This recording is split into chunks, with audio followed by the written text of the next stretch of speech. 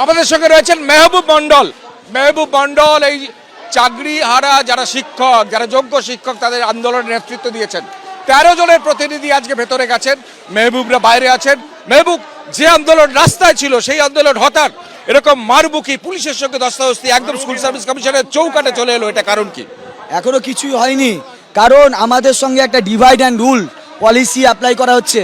কারণ আমরা জানি যে আমাদের টোটাল যে কাউন্সিলিং হয়েছে 7 কাউন্সিলিং পর্যন্ত ওনারা হাইকোর্টে বলেছিলেন 7 কাউন্সিলিং পর্যন্ত আমরা এই প্রসেস মেনটেন করে বৈধভাবে করেছি। সুপ্রিম কোর্টে গিয়ে 8কেও ইনক্লুড করেন। আজকে ওদের হঠাৎ করে মনে হয়েছে 3rd কাউন্সিলিংয়ের পর থেকে যারা আছে তাদের কোনো লিস্ট তারা দেবেন না। কেন? কোন যুক্তিতে? সেই প্রশ্নটাই আমাদের কাছে নেই।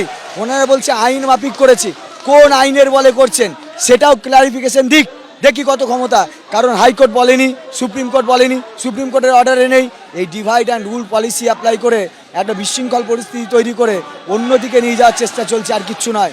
আমরা ভাঙছি না, আমরা আজকে আনটেন্টেডদের তালিকা নিতে এসেছি।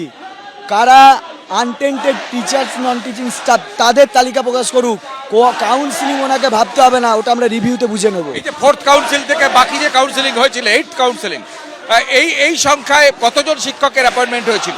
যথেষ্টই পর্যাপ্ত সংখ্যক আছে, কারণ 1st, 2nd, 3rd পরে বাকি একটা হিউজ অঙ্ক এইখান থেকে রয়েছে। এখানের মধ্যে প্রায় অনেকে আছেন। অনেকে কি প্রচুর জন আছে।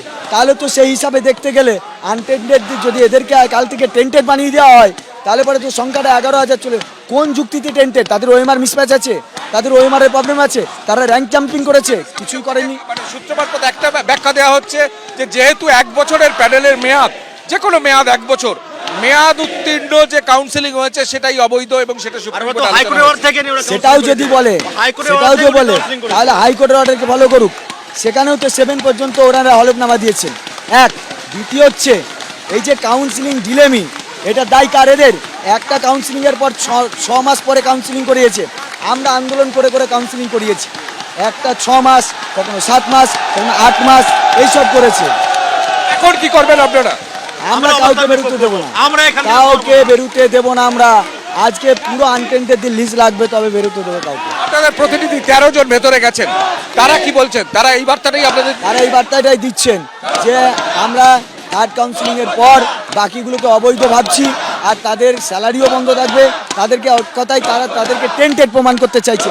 কেন প্রমাণ করে? এটা কি ধরনের কথা? ওরা ফিরবে, ওরা আসবে, ওরা আসবে।